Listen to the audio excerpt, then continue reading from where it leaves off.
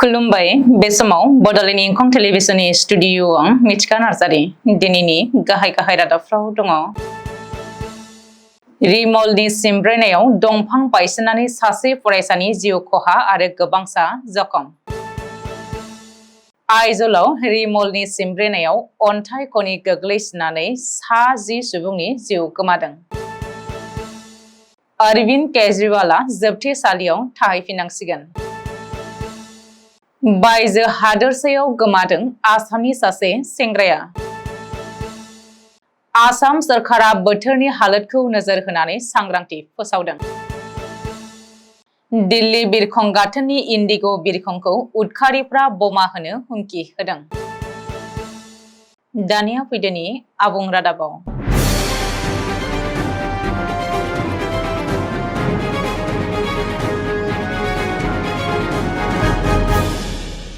रायजोआव सोलिगासिनो रिमल बारहुंखानि गोब्राब सिमब्रेनाय। सोनाब बंग'जों लोगोसे आसामावबो रिमलआ गोबां खहा खालामदों। बेनि गेजेरावनो मरिगाव जिल्लायाव दंफां बायसिननानै सासे फरायसानि जिउ गोमादों। मिथिनो हानाय बायदिब्ला गुरुकुल फरायसालिमानि कौशिक आमफि मुंनि फरायसाया दिनै फुङाव गंसे अट'जों कलेजसिम थांबाय थानाय समावनो हरखाब दंफां बायसिननानै जिउ गोमायो। गुबुन फारसे धेकियाजुलियावबो गंसे फरायसालिनि बासआव फांसे गेदेर दंफां बायसिननायाव गोबांसा फरायसाफ्रा जखम जादों। रिपर्ट बायदिब्ला धेकियाजुलिनि सेन्ट उर्सुला एचएस फरायसालिनि दरखं मोखाङावनो बै फरायसालिनि गथ'फोर रोगाग्रा बास गारियाव गेदेर दंफां बायसिनदों। बबेखानि बे गिख्रंथाव जाब्रबथायाव जखम जानाय फरायसाफोरखौ धेकियाजुलिनि मनोहर नाथ सिभिल हस्पिटालाव दैथायहरनाय जादों होननानै खौरां मोनदों। मख'नो गोनांदि रायजोनि खना खनला बारहुंखाया गोब्राब खहा खालामदों। बेनि गेजेरावनो बंग लैथोनिफ्राय सिमब्रेबोनाय रिमल बारहुंखाखौ बिथा खालामनानै रायजोआव एलार्ट जारि खालामदों आरो गाज्रि बोथोरनि थाखाय फरायसाफोरनि रैखाथिखौ नोजोर होनानै दिनै नगाव आरो मरिगाव जिल्लायाव गासैबो सोरखारि आरो बेसरकारि सोलोंथाइ फसंथानफोरखौ बन्द खालामनाय जादों। मोन्नैबो जिल्ला बेंगिरिया बे बन्दखौ फोसावदों। बबेखानि गुवाहाटीनि गोबां फरायसालिफोरखौबो फरायसालिनि बिबानगिरिफ्रा निजायै बन्द फोसावदों। ओरैहाय नसुं रायजो मिजोरामनि गासैबो सोलोंथायारि फसंथानफोरखौबो बन्द फोसावदों होननानै सुलुङाव फोरमायदों। नसुं रायजो मिजोरामावबो रिमलनि गोख्रों सिमब्रेनाया सोलिगासिनो। बेनि गेजेरावनो गोब्राब बारहुंखा आरो अखा हानायाव मिजोरामनि आइजलाव हाजोनिफ्राय अन्थाइ कबेरिनि गोग्लैसोनायाव 10 सुबुंफ्रा जिउ गोमादों होननानै सुलुङाव फोरमायदों। जिउ गोमानाय गासैबो सुबुंफ्रा अन्थाइ कबेरिनि लेबारफोर। मख'नो गोनांदि मंगलबार खालि फुंनि 6 रिंगायाव आइजल नोगोरनि खोलाहा थानाय मेलथम आरो हलिमेन ओनसोलनि गेजेराव जादों बे गिख्रंथाव जाथाया। पुलिस रिपर्ट बायदिब्ला बे खौरांखौ सुजुनाय समहालागै बे जाथायाव जिउ गोमानाय माखासे सुबुंखौ बोखांबाय, नाथाय माखासे सुबुंखौ बोखांनो हायाखै। गोब्राब अखा हानायनि थाखाय रेस्किउ अपारेशनखौ दोनथ'नो गोनां जादों। रिपर्ट बायदिब्ला मिजोरामनि माखासे ओनसोलाव हा गिसिखानाय जाथाया जादों।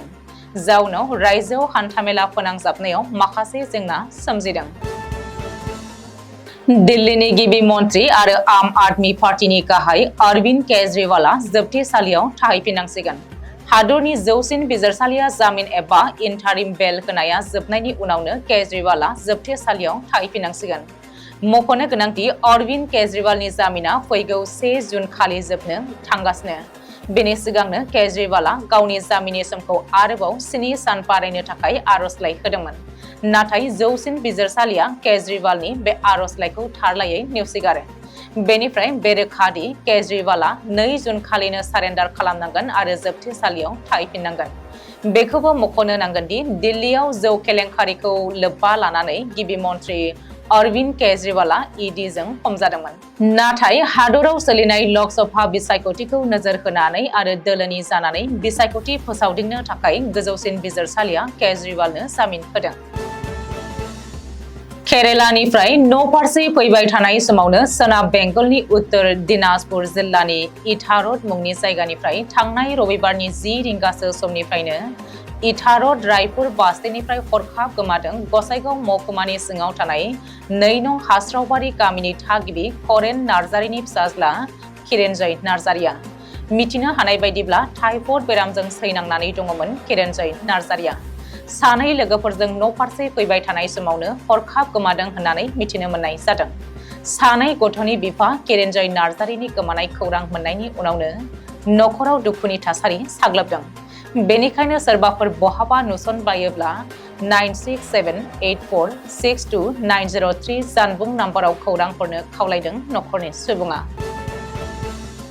रेमल साइक्लननि गोहोमा रायजोनाङै साग्लोबनायनि जाहोनाव आसाम सरकारा सुबुंफोरनि थाखाय गोख्रों सांग्रांथि फोसावनानै होदों।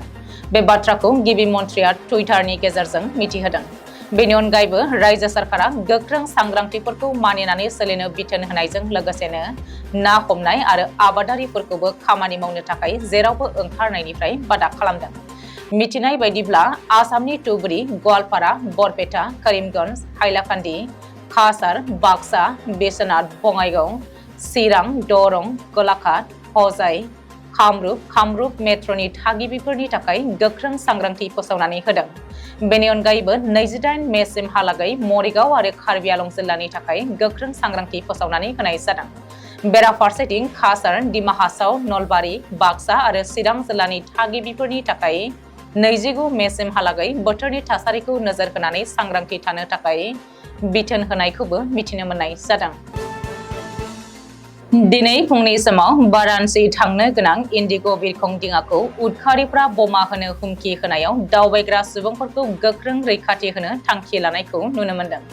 सुलुङाव फोरमायथिनाय बायदिब्ला बिरखं 6E2211 आ फुंनि 5 रिंगायाव दिल्लीनि इन्दिरा गान्धी इन्टारनेशनेल बिरखं गाथोननिफ्राय बिरनो थाग-थियारि जानायनि समावनो बिरखंखौ लाखिनो गोनां जादोंमोन। लाखिनाय लोगो लोगोनो बिरखंखौ आइसोलेशन बेआव लानानै थांनाय जायो आरो मावसुमाफोरा गासैबो दावबायारिफोरखौ इमारजेन्सि दरजों ओंखारहोनानै रैखा खालामनाय जायो। बेनि अनगायैबो जाथायसालियाव बिरखं रैखाथि हानजा आरो बम्ब स्क्वाडआ साखाथियावनो थाफागासिनो दङ। दिल्लीनि अर खोमोरग्रा हानजाया फोरमायथिनाय बायदिब्ला दिनै फुंनि 5:35 रिंगायाव दिल्लीनिफ्राय वाराणसि रावना होनो गोनां बिरखं दिङायाव बम थागोन सन्देहनि खौरां मोननाय लोगो लोगो दसे समनि उनावनो जाथायसालियाव सौफैदोंमोन होननानै फोरमायदों। दिल्ली बिरखं गाथोन खुंथायनि मावसुमाफ्रा गासैबो दावबायारिफोरखौ खैफोदनिफ्राय रैखा खालामो आरो बिरखं दिङाखौ सिग्रोमनो आखायाव लानाय जायो होननानै मिथिहोदों। दिनैनि रादाबा एसेनोसै। गोजोन्थों।